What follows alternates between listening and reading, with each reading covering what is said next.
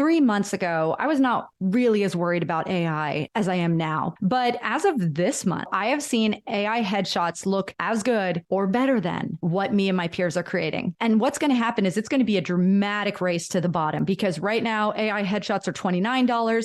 I see no reason why they wouldn't be $19, then $9, then free. So if you're trying to compete on price, you lose. Because in the race to the bottom, you cannot compete with AI automation. The way to compete with AI is to drop the fantasy that you're going to ever win on price. So when we look at that and we say, what is someone expecting if they're spending hundreds or thousands or tens of thousands of dollars on experience? They're looking for one thing: service.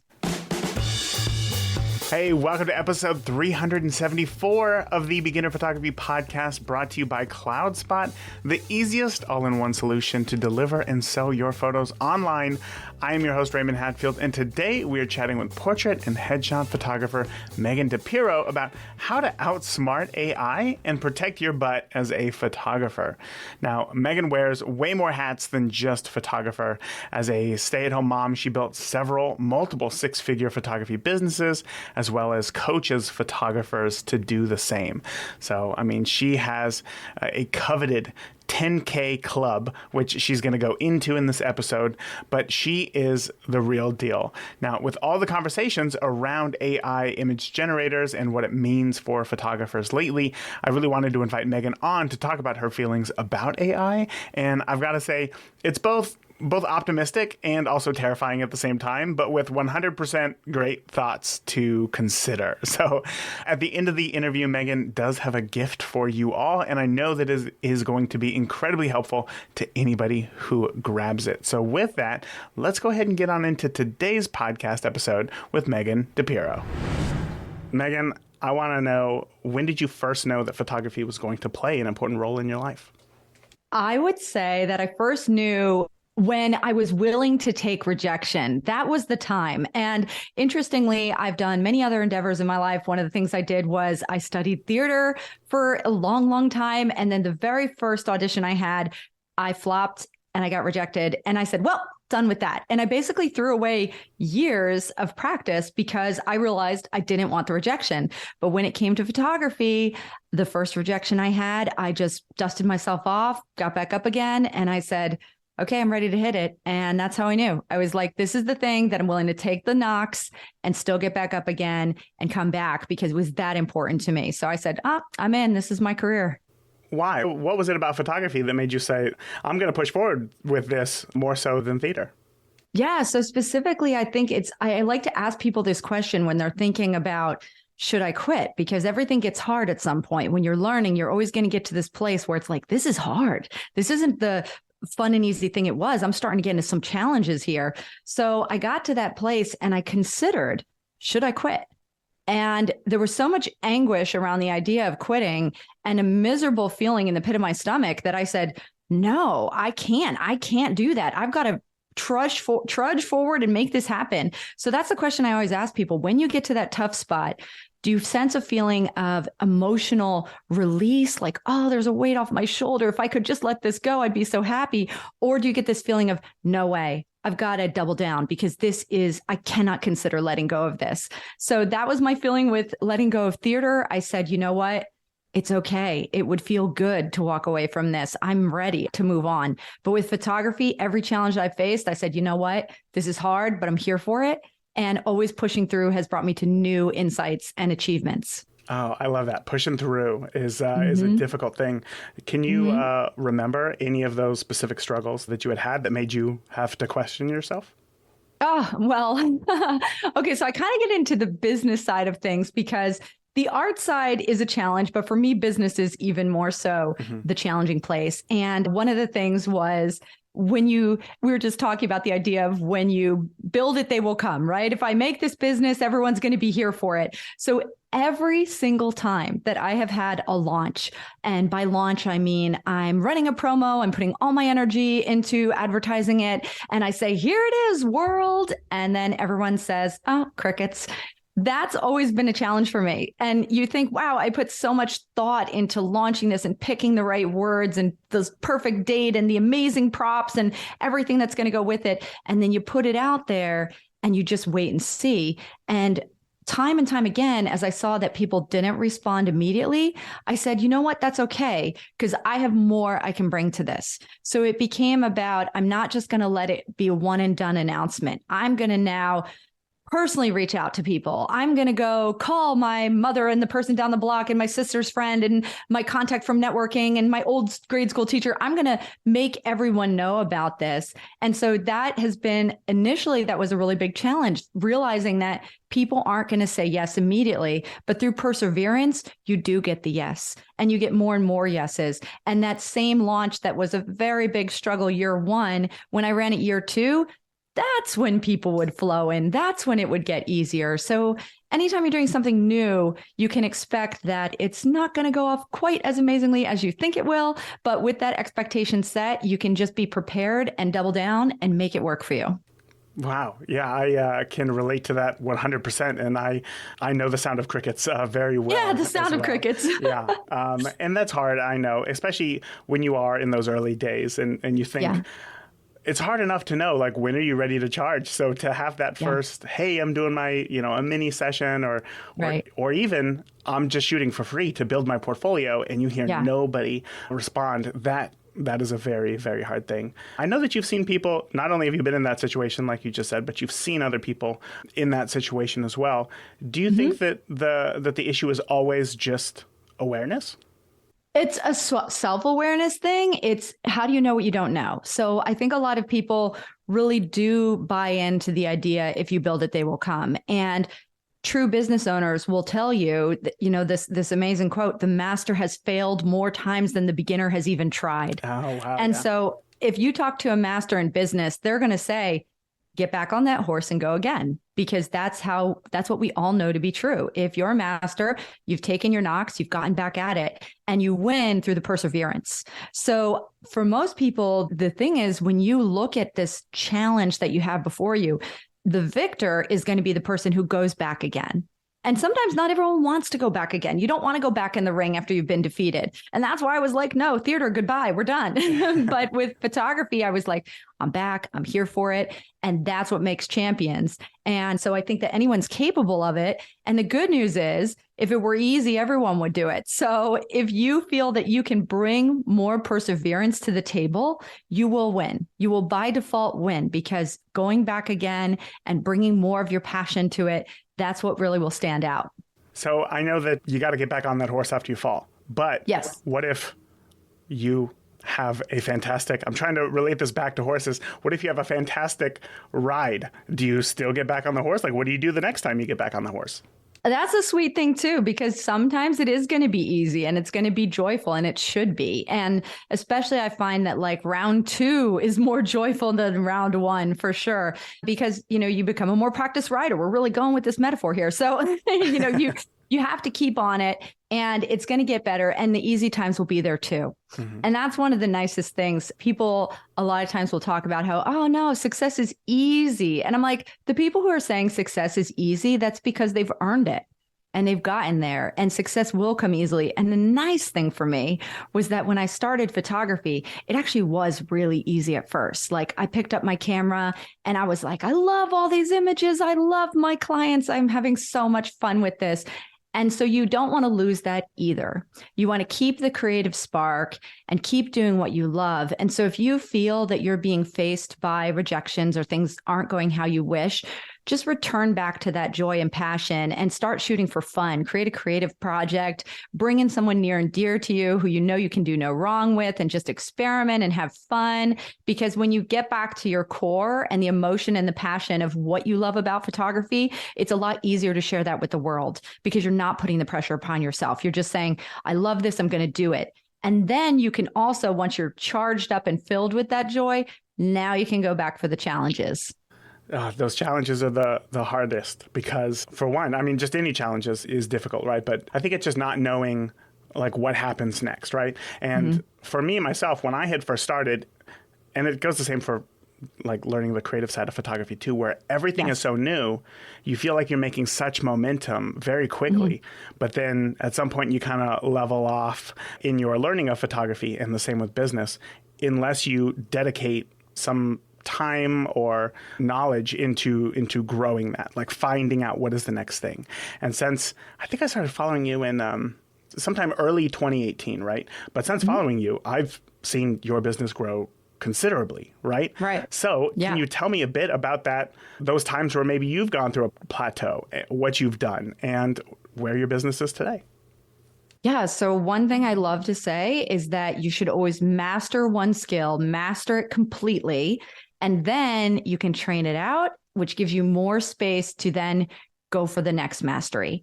And then when that gets mastered, train it to someone else, and then go for the next thing. And so interestingly, in 2017, I had one business, and that was my business of photography. That business was very successful. I was doing $500,000 in revenue. So super great business. But then I said to myself, you know what? This is succeeding, and I have a choice here. I can continue to coast and just enjoy the fruits of my labor, because yes, I did work through many challenges to get to that. Or can I go for the next thing? And I was ready for another challenge. So I said, let's do it. So then I brought on the challenge of, let me start my business of coaching. Let me show people what I've done there. I got that business to a place of mastery. And then I said, let me build something else. So then I wrote a book. And then when that was mastered, I said, let me build a framing business, which we have. Now we have a SEO business. We have a extended coaching platform, and we even have a conference coming up. So we are now running 5 or 6 different enterprises. Oh my gosh. But the secret through all of that is build it to a place of mastery, face every challenge, hit it head on, and get better and better and better. But then choose. Do you want to take door A, which means coast and enjoy the fruits? Or do you want to take door B? And that means you're going to scale back your time and go for the next challenge. And I'm really a go for the next kind of person. So we will see how many enterprises I can get to, but I wouldn't be surprised if it was somewhere in the neighborhood of 20. We'll see where it goes. Oh my gosh. I'm overwhelmed just at the thought of that, because I am 100% more of a type A person. And, yes, door A, go for the coast. Yeah, exactly. That is too funny. Yeah. But I love chatting with people like you, because it does inspire me, and it gets me excited to make changes and do things and make progress in my business as well. But for your photography business, because today we're going to be talking about AI and its role with photography and what photographers need to know. So can you kind of tell me a little bit more about the photography business, as far as, I mean, you mentioned revenue there, but maybe how many clients you shoot per month, and maybe what revenue is today? Oh, sure. So this is going to be surprising and maybe delightful to people. We only photograph 7 clients per month. 7 clients per month generates, on average, $45,000 in revenue. So yes, we have a very high sales average. That's per month, right? That's per month. And then we multiply that out. And there's a lot of weeks vacation in there. And there's multiple businesses as well. So that's the beauty of being able to be your own business owner, is that you can set the terms. You can say, I want to work low volume. I'm going to serve my clients very completely. And that means I'm going to charge a lot. And I can take more time off. I can build more things. I mean, that's the beauty of it. And I don't want to scare the audience too much, because also, while I'm talking about a lot of different businesses that I now am owner of, I started as a stay-at-home mom, and I had the passion for photography because my kids gave that to me. I was taking their pictures every day. I bought a DSLR to up my game, and I was really excited to just be in the moment, capturing these memories. And I still do that. I still do that to this day. And my greatest joy is bringing out people's personality. I really love finding that perfect expression. That's just an absolute high for me to do that. But from just regular stay-at-home mom, no silver spoon in my mouth. I was, living on the wrong side of town because that's what we could afford. And I built, and I'm really self-made at this. So there's a lot of potential for anyone. And I think everyone can create things. The difference is really, do you get back on that horse? Yeah. That's what you have to really fight through. And the great side is the risk and the reward. You can see the reward. You can see what you've built. Thank you so much for sharing that, and especially kind of talking more about your early days. As I mentioned, you were on the podcast back in, I think it was 114, somewhere around there. And you did talk about those early days, and I kind of skipped over that. But we do have a lot more listeners now. So again, I appreciate you sharing that. Sure. But on top of the photography business that you have, you mentioned coaching. And within your coaching, you have a 10K club. Can you tell me what it takes to get into it, and how many members are there? Yes, definitely. So the 10K club was something that almost happened by accident. I knew that I had $10,000 sales, and that's with one client, $10,000 sale. And I knew how to teach that to people. So I started teaching that with the workshop we have called Level Up. And really quickly, other people started succeeding too. Go figure. And I just didn't know that they would succeed at the same level, because is it possible that within a matter of weeks or months that you can change your business so dramatically? And the answer is apparently yes. So our record holder, we now have not one, but several people who within one weekend of studying the course have had a $10,000 sale. Wow. We have people who've had sales, they're actually making me jealous, higher than my own. The highest is someone had a $68,000 sale. Oh my gosh. So it's just completely possible and available to anyone to have this kind of abundance, but you must be positioned correctly. You can't create a business like that if you can't make it work. So I challenge everyone to take your current pricing and put an invoice down on paper and see, is it even possible to get to a $10,000 sale? Is it possible to get to a $60,000 sale? And if the answer is no, it's never going to happen. So we show people how that's possible. Every year we celebrate with a big gala, completely over the top and fabulous, awesome opportunity for people to network. And last year we had over 200 guests that came to that, and even 100 more in the club. So we're typically rounding out at about 300 or 400 club members every year. So all over the country, all over the world, possible in every single market that you can do this. That is amazing, and congratulations on that success, because that has to feel good for you, obviously, to see people being able to succeed in photography and do this thing that they love just as much as you, make it profitable, and change their life, essentially. So yes. The reason why I'm asking you these questions is kind of to let the audience know a little bit more about who you are and your background in business, because if we're talking about AI today and we're talking about its effect on a photography business, people need to know that you know what you're talking about. So thank you. Over the past 8-10 months, tell me if you've seen this as well, but I've seen conversations shift, or maybe excuses we can call them, around starting a photography business, shifting from either I live in a saturated market or people in my town don't have enough money for photography, to now having this overwhelming fear that AI is going to just decimate the photography industry completely. So clearly, since you know a thing or two about business, I want to start with the hard question. Are you worried about AI in your business? I am worried about it for other people's businesses. I'm not worried about it for my own, because here's going to be the problem. 3 months ago, I was not really as worried about AI as I am now, because 3 months ago, I mean, come on, the catch lights were janky, the teeth were a little off, the hands, of course, were messed up. 9 fingers, yeah. Yeah. And I was like, okay, whatever. This isn't going to go. It's not going to be a problem. No competition for me or my business or for any of my other friends' businesses. I was like, this is fine. But as of this month, literally this month, I have seen people sharing AI headshots. And I want to make clear that headshots is fully half of my business. So I have seen AI headshots look as good or better than what me and my peers are creating. And that is shocking to me. And so that could be potentially very derailing and very terrifying.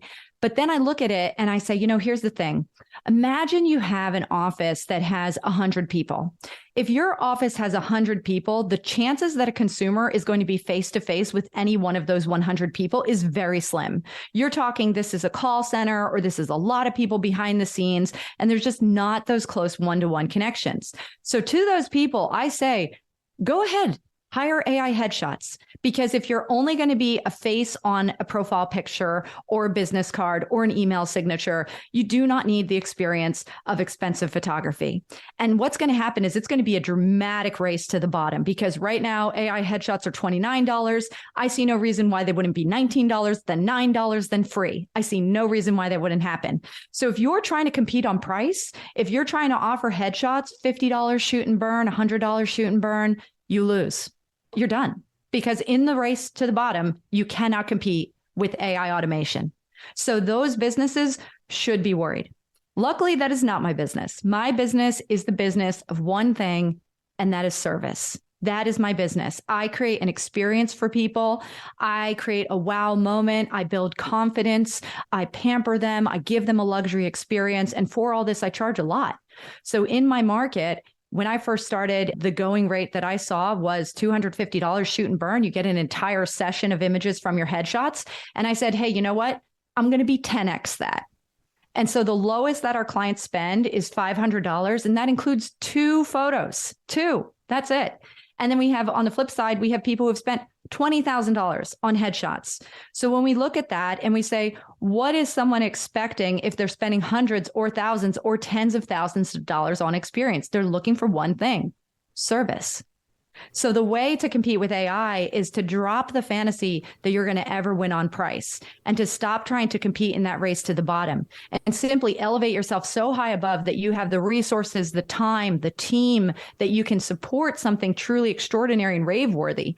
And your clients are going to be people who absolutely value experience, the business owners, the heads of industry, the kinds of people who really need to put their brand forward. So people like me, business coaches, or someone who's running a charity, or someone who their image matters to them and their audience. So that's the good news. The good news is you don't have to worry about competing because you're not. You're in a whole different world and you're in something that AI can't touch.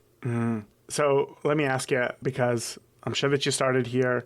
You started with that $99 session, or lots of photographers start with those cheap sessions, and then they gradually increase their prices.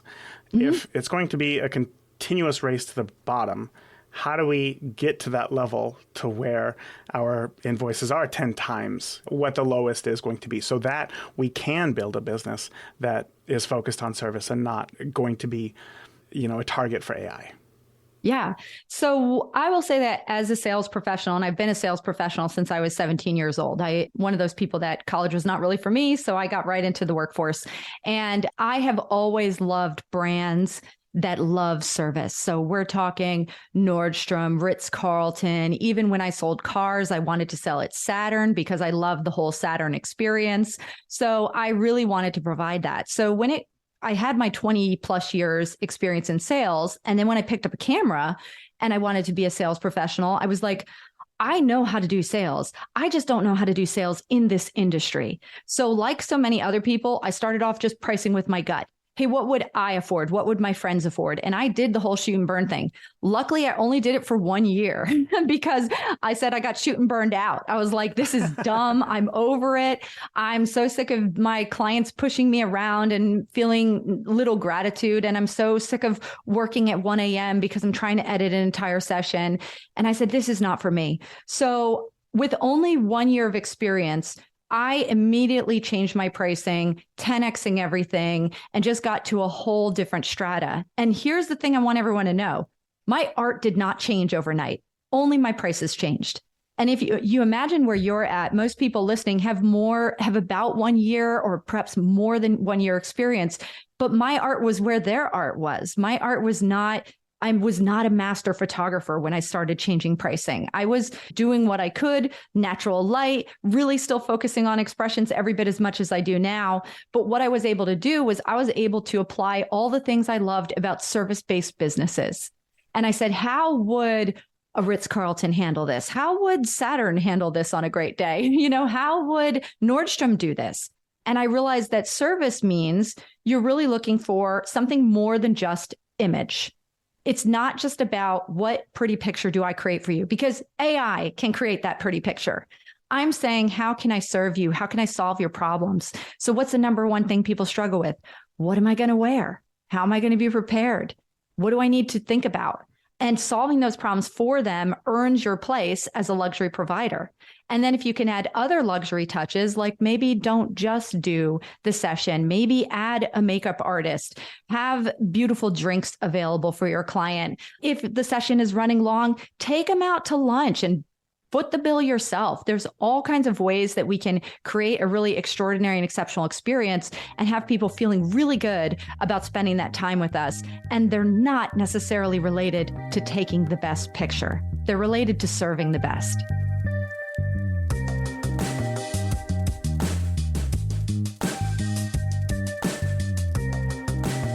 You shared a lot of great examples there of how to provide a better service in your business, and I can hear people in my head saying like, "Wow, that's a lot. That's going to cost a lot, right? Hair and makeup, fancy drinks, taking these people out to lunch. Is that what it has to take, or are there smaller steps that we can start with that don't require spending money on products before a shoot? Yeah, so here's a perfect example. So imagine that you've identified what your client's biggest problem is. And I will say straight up, my client's biggest problem is what to wear. That's the thing I hear the most. That's the thing that I know as a mom doing a photo shoot or someone preparing for a business shoot. That is what stresses me out. So here's one thing you can do. I know a lot of photographers are trying to solve that problem, and they're going over and above to make the best solutions. So they're doing things like preparing a Pinterest board. I even know some people who send links to outfits that you can do. I know that they're sending PDF presentations with a whole bunch of things that people can read and gain insights on. But all of those things that you're doing, it's just digital homework. And why are you giving your client homework? Because if you look at very high quality service brands, they don't put any homework in front of their clients. They take all that homework off that plate and they do things for the client. So here's a great idea. Instead of spending the hours that you're already spending scouring Pinterest, assembling a PDF, and all that work that you're putting in, why not just shorten that down to 1 hour? Take 1 hour, get in your car, drive to the client's house. They're in their house. Pick out their clothes for them. That's all I'm suggesting. Absolutely free, just a tank of gas. That's all it's going to take. It's going to actually take you less time than what you're already doing scouring the internet. And you can absolutely get all those problems solved. And you've done it there for your client. And they are happier than ever because they now know they have an expert on their side who's done the homework for them. And they are going to have the best, most flattering outfits. And before anyone gets scared that you need to be a fashion expert, you do not, because we are not talking about fashion rules. We're not going in like a personal stylist, though we might hint that to our clients that we're going to style their look. But what we're really looking for is we're looking for portrait rules.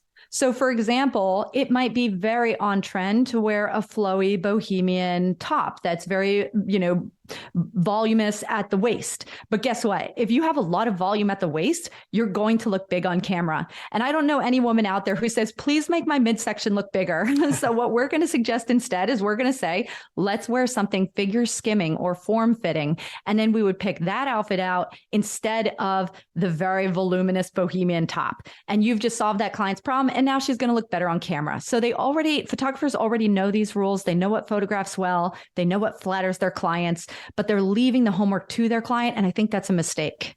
So then let me ask, you said that you become a master of something and then you kind of outsource it out or you train somebody else to do it. Does somebody in your business go to your client's house to pick out their clothes, or do you still do that? So, okay, there's a sneaky side effect to all of this here that I didn't even mention. But when you're in your client's home, guess what else you have access to? Their walls. Their walls. Yeah. Yes. So I have a little side journey while I'm there in their home. I'm also looking at their walls because then I can suggest some ideas for home decor. And we do have wall art as a huge part of our business. That's actually why I started my framing business, because I was like, I know a better way to do this and I need to help people make this smoother and easier. So I was like, okay, here's what I'm going to do. I'm going to help the client with their main problem. And then while I'm there, and once I've gained their trust and earned my service badge, I'm going to now suggest some new ideas for wall art that they can do. So no, I do not outsource that, because that is, in my mind, sales. And the most important thing you can do if you're a business owner is to care for your sales. And so by being there in their presence, that is well worth the hour. If I can take that drive to a client's house and boost up my sale by an extra $1,000, yeah, that's $1,000 an hour job. So it's well worth my time. Yeah, no kidding. I want to get back to the low volume, high sales portion of your business, because I know that can be a difficult thing, right? And I know that when I first started, I had this idea of like, I want everybody to come to me, right? I want to be the person who's in demand. And then as time goes on, I realize, actually, I don't want everybody to come to me. And I have to figure out kind of who my client is. So can you talk to me a little bit about, like, maybe that's going to be a big decision when you're starting a business, right? And we naturally want to pick the easiest clients, right? Which are going to be the lowest priced, right? They want the lowest price. So we're going to choose them. But can you talk to me maybe about the difference between clients who, because, okay, This question is getting huge, and I apologize. I love it. It's like I can think of 4 different answers already. Let's go. If photography is going to be decimated, if a portion of photography is going to be decimated by AI because people will choose it because it's easier and it's cheaper, can you talk to me about the difference in the client that is okay with choosing AI to replace the photographer versus the client who is not? Okay, so I think the easiest way to understand this is I want anyone who's listening to think about when was the last time that they went to an expensive restaurant. So think about a time when you spent hundreds of dollars or maybe even $100. When did you spend a pretty significant amount of money at a restaurant? And I think most people can think of a time. They can think of a time. Maybe it was a very big deal. Maybe it was your 40th birthday or an anniversary or on a special vacation. But there was a time that people can point to. Now, obviously, if you're short on money, you don't go to that restaurant every week. It's more special. It's something you save up for, and it's something you splurge on. But my point being that when I was a stay-at-home mom and I was broke, it would be a special event to go to an expensive restaurant. And no one who goes to an expensive restaurant is sad about spending money. They're happy about it because that's actually part of the experience. It's a good feeling to spend hard-earned money on something that feels exquisite and extraordinary. So if everyone can afford a restaurant like that, then the metaphor I'm leading to is that anyone can afford a photography experience. If they value it, if that's the thing that they've told themselves is the experience they want, they can put their money together and they can afford it. So my client can be and should be anyone who values what I do. It doesn't have to be a rich person. It can be a stay-at-home mom like I was. It can be anyone. And so I have seen people do that. I've seen people spend on multiple credit cards just to reserve their session fee. And they are the best clients because they value it so much that they're splurging and they are so grateful for that experience. It's just like the diner who walked out of the expensive restaurant. They're happy and they're grateful. And so when people think, oh, the easy client is going to be the cheap client, no, they're not. That's going to be the hardest client because they're comparing you with every other price point and they're saying, why are you so expensive? Because you can never be the right price. I mean, $100 is expensive compared to $29, but $29 is expensive compared to $9. So you can't win that way. But when you're purely competing on service and experience, you can always win. So then we ask ourselves, well, if I can work with anyone, fantastic. I'm going to open up my doors wide and be there for everyone who values what I do. But when it comes to marketing, that's a different story. Because with marketing, we only have finite time and hopefully a budget set aside for how much we're going to spend in our marketing dollars. And so because that time and those dollars are precious, we want to allocate that towards the highest yield. So back to our restaurant example, if we think of a diner who goes to Ruth Chris Steakhouse, let's say, one diner can only go there once in a decade for their 40th birthday. One diner goes there every Wednesday night, and one diner goes there multiple times a week. I want to go for the client who's doing it with more frequency because that makes my life easier. If I'm marketing to someone who has the disposable income that it's no problem to go to this expensive restaurant multiple times a week, that's going to be an easier client to bring in because money is not an issue. So I'm welcoming the door to anyone and everyone, but I'm using my time and dollars to attract the people with more disposable income because it's just simply easier for them to spend money. And that makes more of a high return for me. So that's what I'm doing. I'm looking at where in my neighborhood am I going to find that more affluent client, and I'm going to put my time and dollars there. But meanwhile, I spread the net wide and I say, welcome in everyone. That is a great explanation there, and I appreciate that. But again, I can hear listeners in their head, always playing devil's advocate here, saying, people in my town don't have that kind of money. People in my town aren't going out to Ruth Chris every multiple times a week. What do you say to those people? So yes, they are. Number one, because we're very short-sighted as humans, and we look at our experience and apply that to everyone. We think that what's happening to me is happening to everyone. And it's actually true that people are having different experiences that you are having. And one of the biggest eye-openers for me was, and I was just reading this chapter in my book, which, by the way, we're going to have at the end, I'm going to tell people how they can get a copy of the book so they can dive more deeply into this. But the idea was that in my stay-at-home mom days, Very broke. Again, I just want to make that clear because I don't want people to have this idea that I have a fancy lifestyle way back at the start. No, I built myself up. But when I started, I was everything free. So we're talking if my friends were going to get together, we were going to go to the library because it was free, or we were going to go to the public playground, or we were going to not even go to a restaurant. We were going to cook meals at home and bring them for a potluck. That was how we built community when I was a stay-at-home mom. And because of that, every destination I knew was free, free, free, free. And that's where my car was driving. That was in my GPS. Now, meanwhile, there was in my neighborhood an entire world that I had no idea existed. I said it was hiding in plain sight. On a side street, which I later discovered once I raised my prices, was a gated community. And it was a very humble little road, so you wouldn't even know it existed. But there was a gated community. And once I went inside, every home was 2 stories. I mean, my whole house could have parked in their foyer. And there was just land and luxury. And I mean, my God, these homes, my jaw was dropping. And I had no idea that that entire community existed.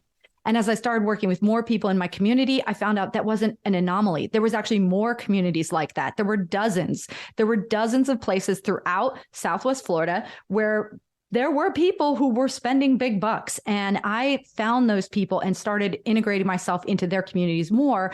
And I was now able to serve everyone. I was able to serve all my playground friends, which, by the way, did spend thousands of dollars with me. Mm-hmm. And I was also able to serve people who could easily and effortlessly spend thousands of dollars with me too. So these people are everywhere. And I also know this not just from my own experience. I know this from the 10K Club, because in fact, the very first person who came into the club and the person that had me become a believer that this is possible anywhere, she lived in a town with a population of thousands, not tens of thousands, thousands.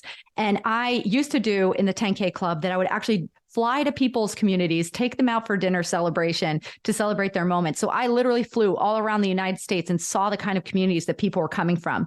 And in her town, there was no stoplight. It was just a stop sign and an intersection. And literally, I kid you not, there were like tumbleweeds on the road. I mean, it was in Texas, and there was more longhorn steers than humans. I mean, and that was the town where she made her $10,000 sale. And she met that person through a feed store. That's where her networking happened, in a feed store. But she was able to earn their trust. And they loved what she did, and she served her heart out, and they spent $10,000. So we found that in every market, all throughout the country, all throughout the world, these kind of sales happen. So if you're saying it can't be done, that's a money mindset block. That is not the truth. Mm-hmm. Oh, I love that. And it's so hard. It is so hard to break through that barrier, to break through that mindset, and assume that people are having different experiences other than yours. Yes. I'm very guilty of that. And even, just chatting with my own wife, when she would see my prices for weddings, she herself would say, I would never pay that much for wedding photography. And I would say, neither would I, but like I see the value. I see the value, and clearly other people do as well. And I'm far from the highest priced wedding photographer in Indianapolis. So clearly there are plenty of people having a different experience than ourselves. Now, I want to ask a question because I received an email actually not too long ago from a company trying to sell me on the idea that I can go to a wedding, photograph a wedding, come home, upload my photos to their AI service, and now I can then create different images from that wedding for the couple to give them more of a variety. And some of the examples that they gave were, I believe, for headshots and portraits and whatnot, and it saves blinks. And again, just gives you different outfit options. And I thought, wow, I don't know how I feel about this, right? Because on one hand, if you're using it as a tool for business to help your client, that seems like a win. But on the other hand, in the future, there's going to have to be a time where you can just go to a wedding, your own wedding, take selfies of yourself at that wedding, upload photos here, and now you have world-class wedding photography of your own wedding that didn't technically exist. And then that is going to put wedding photographers out of business. So I guess the question that I have here is, for you, is there a line in which you would be okay with using AI to create and deliver an image versus never doing that, I guess, or not? So I think the thing that we're talking about here is there a place for fantasy? I think that's kind of where it goes, because when Lensa was all out there on the scene and everyone's like, look at all these Lensa headshots I have. Yeah, there was a photo I had where I was in space. I was in outer space. Wait, that was fake? Oh, I thought that was real. That was I wasn't actually in outer space, but no, that was the photo that it yielded. And there was another photo where I was like a rock hero, all David Bowie style, and those were fun for 10 minutes. That's how I experienced it. They were exciting. They were captivating. They were fun for 10 minutes because at the end of the day, they were fake. And I knew they were fake. And obviously everyone else knew. I didn't really go to outer space, So there was a place for fantasy, and to indulge in that was a joy and a lark. But I don't think that would be the sort of thing that I would put a lot of money towards. But meanwhile, I think of on the flip side, I had another extraordinary experience. We have photos taken last year where we were in Greece, and we were authentically in the islands of Greece. And there we were, and it was a dream experience. It was something that we planned for 2 years over COVID because, all anyone wanted to do was get out of their house. And I was like, we're going to plan the dream vacation. And it was almost more precious because we had planned so long and because we had saved so long and because it was as extraordinary as we'd been dreaming of for years. So could Lensa or Midjourney have made a photo of me in Greece? I'm confident that if they can't already, they will be able to very soon. But would I value that photo? Not at all.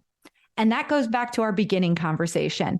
When you face the challenge and you become the victor on the other side of it, it is more precious and more wonderful than if it was easy. So I think that that's part of the human psyche is that we want things that are a foe bested and a challenge faced. And so part of the joy for people, and I want to say this because I want people to really hear it, the joy for people is to save and spend. The joy for people is to spend more than they imagined. That's the joy. And don't deprive your client of spending money because that is the definition of their joy is that look what I've done. So I don't fear that AI is doing all of those things because I just don't think that my client is going to value that type of thing. I think my client is going to be the type who's going to value the experience and the service, and they are going to spend well because it's something exceptional that they achieved authentically. So already, I think that my future of marketing is going to come down to authenticity, connection, human service. I'm going to even double down more on the ways that we talk about service and connection with our clients. So when your clients look at your photo on their walls, they're remembering their experience with you. Yes. And that can't be replaced. Yeah. And to riff on Steve Jobs said that the iPhone is just a souvenir of the brand experience. And I love that idea. The iPhone is the souvenir. You're not paying for the iPhone, you're paying for the brand. And so in the same way, I would say our photos are a souvenir of the feelings we create through the shoot. And because nothing was created when someone made that fake photo of me in the sky, there was nothing to attach myself to. Right. But the fact that to get those photos on the Greek mountain like we did, we had to climb rocks. We had to go scout it. Our photographer warned us. She's like, there's no bathrooms here, so it might smell like piss. We're like, we don't care. Let's do it. It's extraordinary. We're ready to climb a mountain. And so we literally climbed a mountain to get our photos. And that's what made it sweeter. Yeah. A few years ago, my wife and I had the opportunity to go to Iceland. And my wife is very much like beaches, sun, like that's my ideal vacation. So ice, no thanks. But she went along anyway. And to this day, she still says that was the best vacation that she ever went on. And I think that it's because we went through so many challenges. First of all, it's pretty cold. Second of all, we did climb mountains. And when we got to the top of those mountains, we took photos. And there was just a lot of time that we had together to overcome things that we normally wouldn't here at home. And if we were just sitting on a beach drinking a margarita, which is also great, by the way. But I can relate to how challenges can make you feel better. And in fact, I think that my Facebook profile photo, or the cover photo, is still from Iceland because it meant that much to me. Whereas if I had Lensa or something create a photo of me in space. No, not space. Maybe like in front of the pyramids or something. That'd be like, wow, that's really interesting. I can't, that's not real. Like that, I didn't actually experience that. Yeah, and I don't. And those wedding photos created on some beach you were never on, that's not real. Right. And if someone were to I do personal branding portraits of myself every year for the businesses I run. And if someone were to just create those with a click of a button, that's not real. And I definitely don't want to see my kids in some computer generated fantasy. I want to see the shoot that we were on where we all laughed together. And yeah, I mean, any family photographer can relate to the stubborn kicking feet, getting to the shoot too. I mean, man, that challenge, but then overcoming and saying, wow, look at these memories we have. And wasn't that awesome? I mean, my kids are now fully on board with photo shoots and I never thought I'd see the day, but it's because they see the results and they love it. Yeah. Yeah. We're almost out of time here. So I want to ask you quickly, if you were starting a brand new photography business today, coming up with AI, what would you do to make sure that people chose your business over AI generated images? A no-brainer. So if you zig, you zag, right? And look at what the computers are doing and look at the threat of AI. And then whatever is happening in that department, you just go 180 degrees the opposite. So what I would be looking at is how can I do the connection deeper than anyone else in that market? And so the very first thing I would do is I would go to a networking meeting. And then the next day, go to another one. And the next day, go to another one. I teach people, and I did this myself too, that when you're building your brand, connection is always going to win. This is why we have that age-old adage that says it's not what you know, it's who you know. That's who's going to thrive in this business. So I would make it my mission to go out and really build authentic connection by being in the room with people. And guess what? A robot cannot be in the room with a human being. Not yet. We don't live online fully yet, but someday we may be. But right now, human connection matters more than ever. And so I would go put myself in a position to shake hands, to meet people, and most importantly, to serve them so that they see that I have their best interests in mind and that I'm here to provide for them and to help them solve their problems. So that would be the thing I would do. I would just network like crazy and I just hit my feet on the ground and go shake hands. Put in the work. That's a challenge. I put in the work. Yeah. Yes.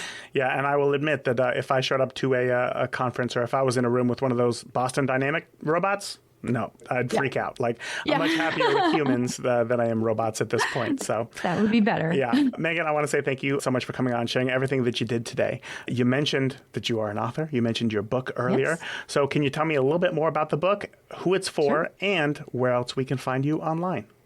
Definitely. So the book is called She Sells: The Empathy Advantage.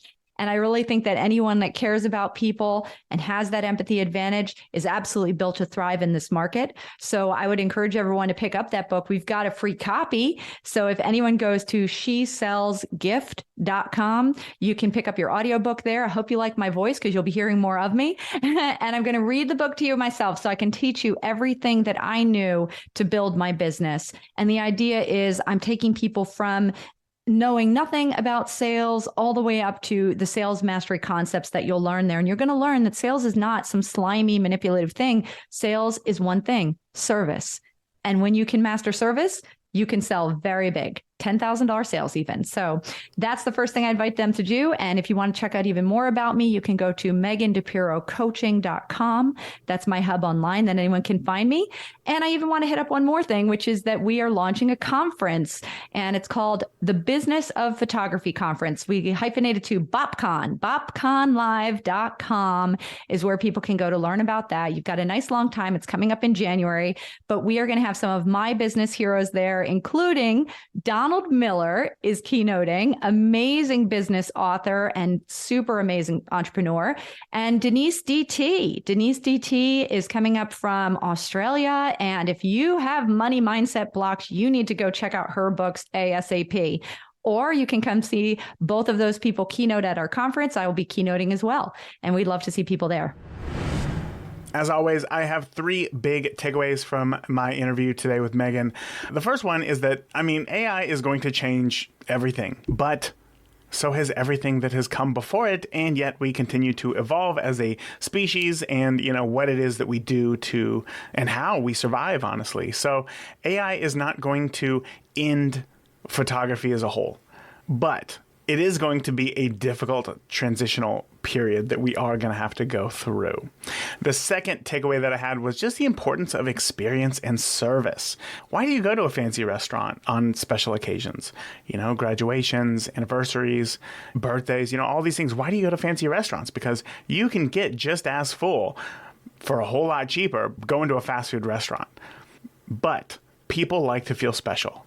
and experience and service is how you do it. So why not incorporate that into your photography services? And takeaway number 3 is that you live in a community where people have money and people value photography. You just may not know who those people are right now. But if you put in the work and you put yourself out there and you put yourself where those people are, you will find them, and I know that it's hard because people don't typically walk around with a sign that shows off maybe their net worth or how much they value, beautiful images. But if they did, I would be willing to bet that they are a whole lot closer to you than you would have guessed.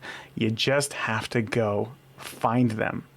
Now, I know that it can feel hard to get started in business, and it feels like there's just so much to learn and do that you can lose focus on many things, including getting in front of new clients. Now, if that's you, because that was me when I first started, I want to invite you to grab my free mini course called Make Your First $100 with Your Camera, where I break down how to attract new clients, how to prepare them, how to use your session to create sellable images and grow your portfolio, and of course, how to deliver and sell your images to start making money with your camera. And even though it's called Make Your First $100 with Your Camera, I have used this exact same framework to book weddings for 10 plus years. So it's super flexible. Just head over to firstphotoclient.com to grab your free mini course with quite a lengthy PDF printable included as well. So again, that is firstphotoclient.com. Now, that is it for this week. Thank you so much for tuning into this episode of the Beginner Photography Podcast, brought to you by CloudSpot. Truly is the easiest way to deliver and sell your photos online. If you want to learn more about CloudSpot, just head over to deliverphotos.com. And remember, the more that you shoot today, the better of a photographer you will be tomorrow. Talk soon. Thank you for listening to the Beginner Photography Podcast. If you enjoy the show, consider leaving a review in iTunes. Keep shooting, and we'll see you next week.